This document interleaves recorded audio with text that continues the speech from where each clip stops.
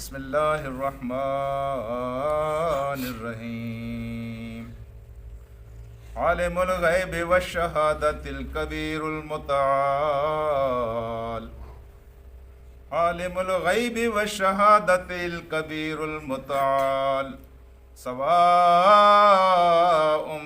منکم من اسر القول سواء منکم من اسر القول ومن جار به ومن هو مستخف باللیل وسارب بالنہار صدق اللہ العلی العظیم۔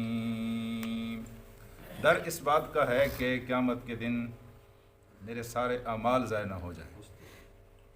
اس بات کا شدید خدشہ ہے کہ قیامت کے دن جب میں کھڑا ہو جاؤں تو میری نیکیاں کم ہو جائیں اور میرے گناہ بڑھ جائیں۔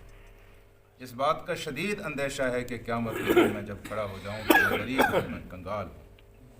یہ میں اس لیے کہتا ہوں کہ میں نے جتنے نیکیاں کی ہیں اور میں نے جتنے گناہ کیے ہیں، میں نیکیوں کی کیفیتوں کو دیکھتا ہوں اور گناہوں کی کیفیتوں کو دیکھتا ہوں تو گناہ جب کیے ہیں تو وہ بڑے شوق کے ساتھ کیے ہیں، دل لگا کر کیے ہیں، یکسوئی کے ساتھ کیے ہیں، لوگوں کی مذمت سے بے نیاز ہو کر کیے ہیں، بدنامیوں کے بے خوف ہو کر کیے ہیں اور گناہ میں کرتا رہا ہوں۔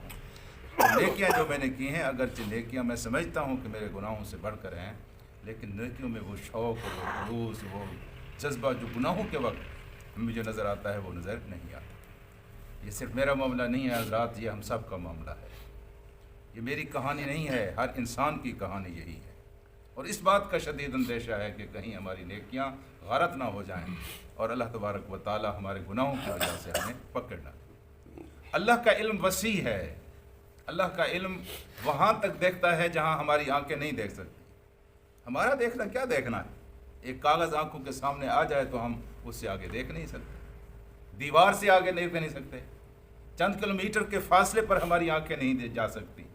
اور اللہ تبارک و تعالیٰ کا علم، اب پچھلی مثال کو دیکھ کر آپ اس کا اندازہ لگائیے کہ بچہ ماں کے پیٹ میں ہوتا ہے، فی ظلمات ثلاث، 3 پردے ہوتے ہیں اس کے اوپر، 1 2 3۔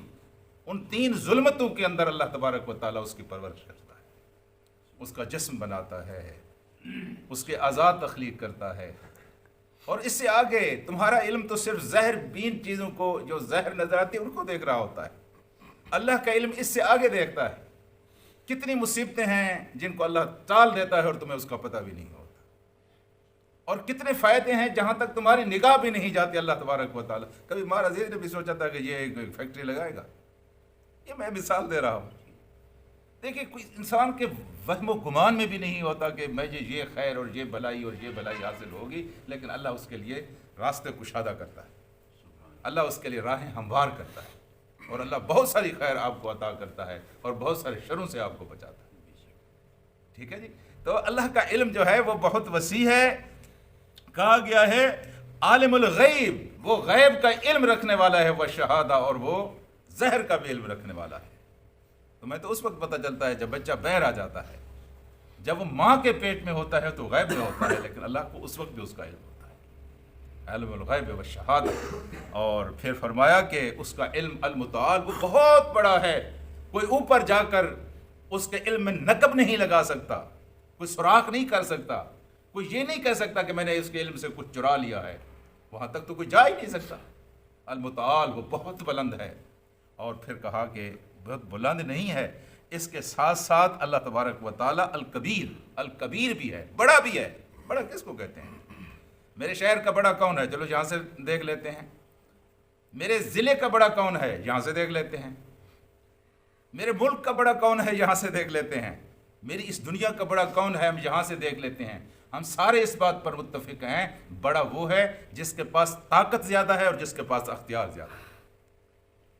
گھر میں بھی بڑا وہی ہے، شہر میں بھی بڑا وہی ہے، ملک میں بھی بڑا وہی ہے، دنیا میں بھی بڑا وہی ہے، جس کے پاس طاقت زیادہ ہے اور جس کے پاس اختیار زیادہ ہے۔ اور طاقت سے زیادہ اختیار کی بات ہے جی، طاقت تو فوج کے پاس ہوتی ہے، لیکن اختیار سیاسی رہنماؤں کے پاس ہوتا ہے۔ اس لیے امریکہ کے صدر کو بڑا کہا جاتا تھا، امریکہ کے فوج کے جرنیل کو بڑا نہیں کہا جا سکتا جی۔ تو طاقت اور اختیار کی اس پیمانے کو رکھ کر دیکھیے کہ کون اللہ سے بڑا ہے، کس کے پاس طاقت زیادہ ہے، کس کے پاس اختیار زیادہ ہے۔ زندگی بھی وہی دیتا ہے، موت بھی وہی دیتا ہے، یہ آخری فیصلہ ہے نا انسان کا۔ اب لاکھ کوشش کرتے رہیں، لاکھ جتن کرتے رہیں، آخری بات تو یہ ہے کہ مرنا اور جینا، یہ مرنا اور جینا کس کے اختیار ہے؟ میرے اللہ کے اختیار میں، الکبیر المتعال۔ اور پھر اس بات کو آگے جا کر کھول دیا کہ دیکھو لوگو، سواء منکم من اسر القول ومن جہر بہ۔ یہ بزرگ بیٹھے ہیں، ان کو پوچھ لیجئے یہ دل میں کیا سوچ رہے ہیں، بظاہر چپ بیٹھے ہیں۔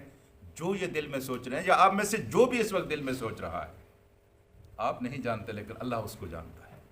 میں اس وقت جانوں گا جب آپ منہ سے کوئی بات نکالیں گے۔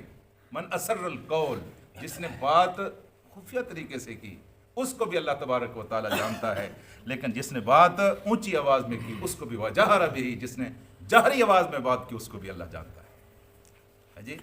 اتنے سارے لوگ بات کر رہے ہوتے ہیں، کوئی بڑے سے بڑا سیانہ آدمی بھی جب بہت سارے لوگ بات کر رہے ہیں تو کوئی سمجھ میں نہیں آتی، لیکن لاکھوں کروڑوں لوگ لاکھوں زبانوں، ہزاروں زبانوں میں بولیاں بول رہے ہیں، میرا اللہ اس طرح سن رہا ہے جس طرح آپ کسی ایک انسان کی بات کو سنتے ہیں۔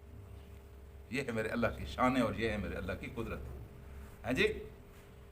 بوڑھی آئی اور بوڑھی نے آ کر کہا کہ میں تو برباد ہو گئی، میں تو تباہ ہو گئی، یا رسول اللہ میرا کچھ کیجئے، میرا گھر برباد ہو گیا، میرے بچے تباہ ہو گئے۔ کیا ہوا بی بی؟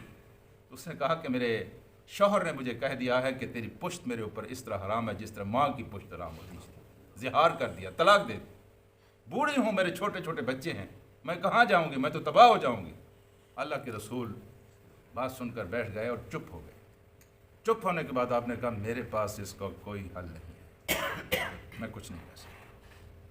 اسی اثنا میں جبریل امین آئے اور آسمان سے آئے اور انہوں نے آ کر کہا کہ یہ جو عورت تشتکی ازواجہ کا، یہ کیا کر رہی ہے، شکوے کر رہی ہے اللہ تعالیٰ سے۔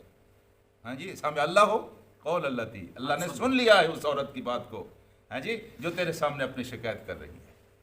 ہاں جی، تو حضرت عائشہ صدیقہ رضی اللہ تعالی عنہا بیٹھی ہوئی تھیں، تو انہوں نے جب یہ بات سنی تو انہوں نے کہا میں وہاں موجود تھی جب وہ عورت آئی اور جب وہ تڑپ رہی تھی، مجھے پتہ ہے، میں دیکھ بھی رہی تھی، میں توجہ سے سن بھی رہی تھی، لیکن یقین کیجئے اس کی ساری باتیں میں نہیں سن سکی، لیکن اللہ نے 7 آسمانوں پر اس کی باتیں سن۔